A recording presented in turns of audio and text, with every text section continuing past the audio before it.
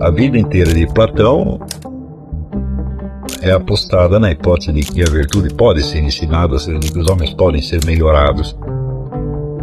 Mas isso exige determinadas condições. Exige, em primeiro lugar, que a autoridade moral da sociedade seja transferida das presentes figuras públicas e de prestígio para um filósofo qualificado que tenha o conhecimento efetivo das virtudes. Ora, o conhecimento das virtudes não consiste em conhecer a definição delas, nem mesmo em tê-las analisado, mas em ter participado de uma experiência do supremo bem, o agathon. E essa experiência é aquela que só se obtém em verdade só se obtém na morte, podendo ser ou a morte física efetiva ou o que se chama morte iniciática, quer dizer, uma experiência pessoal do estado de morte no qual todas as limitações da vida terrestre são transcendidas, todas as defesas que a condição corporal nos fornece são abolidas e então a alma é exposta, vamos dizer, a uma dimensão infinitamente maior no qual a estrutura da realidade se apresenta com toda a sua crueza e com todo o seu caráter de definitivo, como se diz, de juízo final.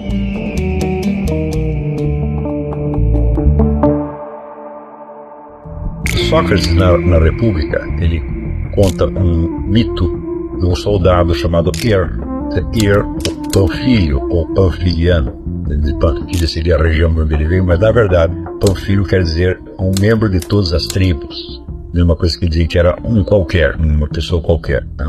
Então, o morre numa batalha e é levado à presença dos juízes ali. Então, ele vê aquela fileira enorme de mortos esperando o seu julgamento, e os juízes então dão o castigo para uns e o prêmio para outros, e após serem castigados ou recompensados, eles são chamados de novo para escolher as novas vidas que eles vão ter. E o momento da escolha da nova vida é uma coisa extremamente perigosa, porque embora as almas tenham a consciência da experiência que já viveram, nem sempre sabem avaliar essa experiência corretamente. Ele diz, por exemplo, aqueles que levaram uma vida mais ou menos virtuosa correm mais perigo, porque eles não tentam se precaver contra as suas próprias fraquezas, então escolhem modalidades de vida que os podem expor a novos perigos, a novas tentações, e então corrompê-los e fazer com que percam o estatuto moral adquirido na existência anterior, ao passo que aqueles que levaram uma vida dedicada ao mal e ao pecado, eles estão mais assustados porque levaram um castigo, então eles procuram escolher com mais cuidado situações de vida que os exponham menos à tentação. Então realmente escolhem vidas mais anônimas, mais humildes, não querem ser pessoas importantes, justamente para evitar a tentação. Esse mito evidentemente não precisa ser interpretado no sentido reencarnacionista, e nem deve, porque na verdade Sócrates está se apresentando perante os seus interlocutores como alguém que passou por essa experiência. Ele não conheceria o mito, ele não poderia ter criado esse mito sem que ele mesmo tivesse essa experiência. Então, evidentemente, não se trata da morte física, mas da morte iniciática. Isso é de uma vivência da morte, não necessariamente acompanhada da morte física. Sócrates, no começo da República, ele disse: eu desci hoje para o Pireu. Pireu é uma cidade onde ia haver uma festividade dedicada a Artemis. Artemis é uma deusa ctônica, quer dizer, uma espécie de deusa infernal, uma divindade infernal, uma divindade do mundo inferior. Então havia uma baita festa naquela cidade e Sócrates tinha descido para assistir às festividades da deusa ctônica. Então, quer dizer, o Pireu funciona ali como um símbolo do Hades, o inferno. E naquela cidade ele encontra um grupo de amigos e é convidado para ir na casa de um cidadão chamado Céfalo, que é pai de um deles. Céfalo é um homem muito rico, um homem muito importante, já muito velho, e sabe que é um homem que levou uma carreira honrada, nada sabe contra ele, mas Céfalo não aguenta a conversação, ele vai dormir. Ele não tem muito interesse na conversação e ele vai dormir. Então, vejam como Eric Froegen interpreta esta cena. Isso não é uma coisa do Eric Froegen, isso está muito claro no próprio trecho. Céfalo representa a velha geração num tempo de crise. Os homens que ainda impressionam pelo seu caráter e conduta, que foram formados numa época melhor. A força da tradição e do hábito os mantém no caminho correto, mas eles não são corretos por amor à sabedoria. E, num tempo de crise, eles não têm nada a oferecer à geração mais nova, que está então exposta a influências mais corruptoras. O ancião venerável, que desperta a nossa simpatia, não a perderá num exame mais próximo, mas a simpatia será temperada por um toque de condescendência, se não de desprezo pela sua fraqueza. Pois os homens desse tipo são a causa do súbito vácuo que aparece num período crítico com a quebra das gerações.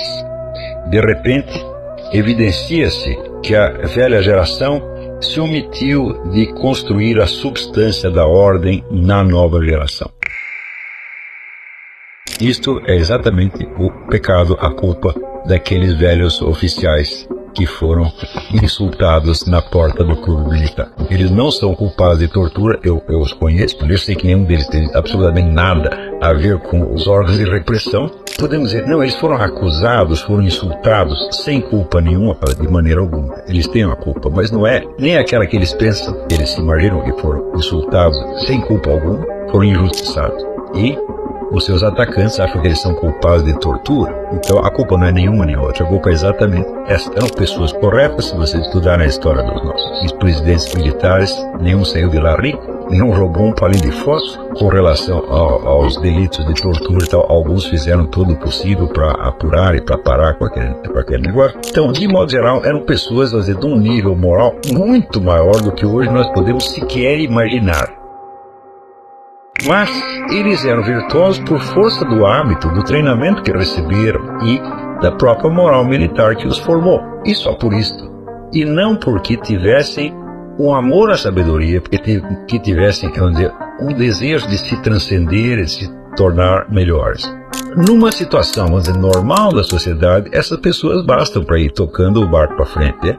Mas numa época de crise você precisa de algo mais. Você precisa de pessoas que tenham em si mesmas a raiz da virtude e que possam exemplificá-la de algum modo. E que não apenas a tenham por força do hábito, mas tenham como efetivo conhecimento de modo que possam transmitir aos outros.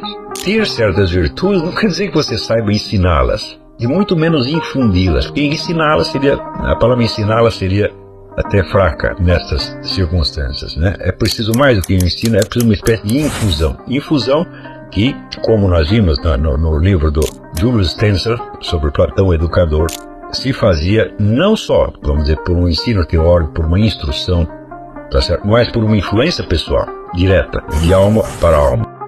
Se estas pessoas faltam numa geração, a geração seguinte não tem mais ideia do que é as virtudes. Ela não tem exemplos, muito menos tem, vamos dizer, esta verdadeira educação, no sentido socrático da coisa, né? Quando as influências corruptoras se tornam mais fortes, a juventude está totalmente à mercê e não é sequer capaz de conceber as virtudes que lhes faltam. Então, chegam ao ponto não só de perder as virtudes, mas de as imaginar de maneira totalmente invertida. Por isso que Platão coloca insistentemente, não só nesse diálogo, como em outros, o problema de como a virtude pode ser ensinada, pode ser infundida. Um dos principais meios a que Sócrates recorre para isto são os mitos. Na própria República você tem o mito da caverna, o mito do Er, e tem uma infinidade de outros mitos. E ele diz o seguinte: este mito é o que pode nos salvar se nós nos deixarmos persuadir por ele. É preciso acreditar no mito, porque o mito abre uma possibilidade. Na hora que eu leio isto, eu me lembro daquilo que eu li num livro que eu mencionei a semana passada, do Dr. Andrew Newberg, onde ele diz que a abertura para a transcendência é uma função cerebral essencial. Então, há toda uma seção do cérebro que funciona na abertura para um infinito desconhecido. E é justamente nessas experiências, vamos dizer, de morte iniciática ou de morte próxima, que o indivíduo é transposto para esta outra região, onde, por assim dizer, a atividade cerebral se transcende a si mesma. Já não é mais o cérebro que está captando coisas, tá certo? O único contato possível com esta região última é sob a forma de acontecimentos que você assistiu e dos quais você participou, de algum modo, como Er participa desse juízo final.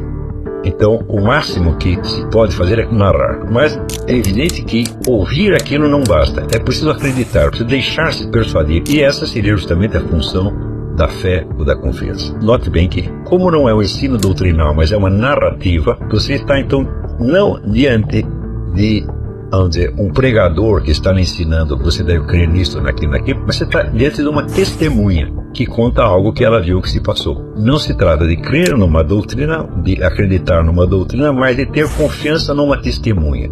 Este indivíduo passou por experiências que transcendem a esfera da nossa experiência corriqueira e ele nos traz algo, nos traz uma notícia, tá certo, de uma esfera superior de realidade em direção à qual todos nós estamos indo, porque nós todos vamos morrer e passar por este juízo final. Nós vemos esses vários mitos que nos foram transmitidos ou pela filosofia, ou pela religião, ou por qualquer tradição até folclórica. E nós vemos que existem várias maneiras de interpretá-los, mas em geral essas maneiras se concentram na interpretação do texto. Eu vou fazer a abstração da interpretação do texto, para aquelas famosas 4 interpretações de que fala Dante, né? Então não é disso que eu estou interessado. Eu vou me concentrar no entendimento da própria narrativa, dos próprios fatos narrados. Não estou interessado em texto, não na transmissão literária da coisa, mas, vamos dizer, na própria substância, no conteúdo do que foi trazido. Seja no caso deste mito do Ir, no mito da caverna, no mito budista da iluminação, no mito da ascensão de Maomé. Nesses vários mitos no mínimo você tem 3 elementos. O primeiro é o caráter salvador, ou salvífico, para usar o termo mais técnico, do mito.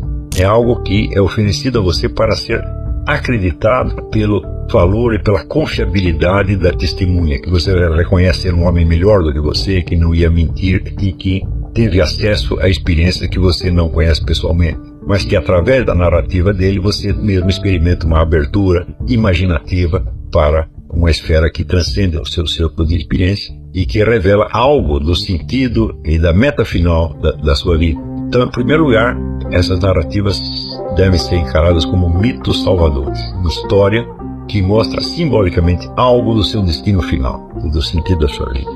Em segundo lugar, existe a substância histórica desses mitos, ou seja, de onde eles apareceram, esse conteúdo narrativo é real ou fictício. No caso, nós sabemos que existiu realmente um indivíduo chamado Sócrates, que ele conhecia algo do destino final da vida humana, que ele tinha acesso a este outro nível de experiência e que, portanto, ele tinha passado pela morte iniciática e ele conhecia o lado de lá. Então, esta é a realidade. No caso, a realidade do mito não está nos acontecimentos narrados, mas na pessoa do narrador. O que nós podemos confirmar historicamente, no caso, por exemplo, do Buda, nós sabemos que efetivamente existia um indivíduo chamado Gautama Buda, que teve uma série de experiências, que ele é um príncipe muito rico, criado em berço de ouro, e que, a partir de um certo momento, ele teve a experiência do mal, da morte, da doença, da desgraça, da miséria. Então ele se sentou num canto e disse: eu só saio daqui quando eu tiver a iluminação, quando eu tiver a explicação de tudo isso. E ele, então, tem uma dessas experiências ascensionais, compreende a realidade da vida humana e sai, então, ensinando as pessoas, contando o que se passou com ele e ensinando as pessoas como elas devem viver para poder ter acesso a essa realidade e levar uma vida justa. Tem também, vamos dizer, o caso do mito de Maomé, que faz uma famosa viagem celeste, atravessando várias etapas iniciáticas que são muito bem descritas por Ibn Arabi, né, de acordo com as várias esferas planetárias. Em cada esfera planetária ele recebe um novo grau de iniciação, um acesso a um novo tipo de conhecimento até chegar à esfera das estrelas fixas e ao primum mobile, onde está Deus. Em todos esses casos, o substrato histórico não está nos acontecimentos narrados, mas na vida do narrador. Isso é absolutamente fundamental, né? Nós não vimos aonde o Buda foi na sua ascensão, nós não vimos aonde Sócrates foi, nós não vimos onde Maomé foi, mas nós sabemos que existiu Sócrates, que existiu Buda, que existiu Maomé e que eram pessoas, vamos dizer, de envergadura humana excepcional, dotadas, portanto, de alguma confiabilidade. terceiro nível é o da teologia dogmática, ou seja, quais são as conclusões que se pode tirar deste mito, o que ele nos ensina em termos explícitos, quer dizer, quando você descompacta aquele simbolismo, o que precisamente ele está dizendo. No caso de Platão, não chega a se desenvolver uma teologia dogmática propriamente dita, ela fica, por assim dizer, em germe. Não existe uma igreja socrática que tenha deduzido dessa narrativa um ensino sistemático e, portanto, normas de conduta, ritos, etc, etc. O que existe a partir disso é o início da tradição filosófica. Mas, nos outros casos, no caso do Buda, existe teologia dogmática budista e, no caso de Maomé, uma teologia dogmática islâmica.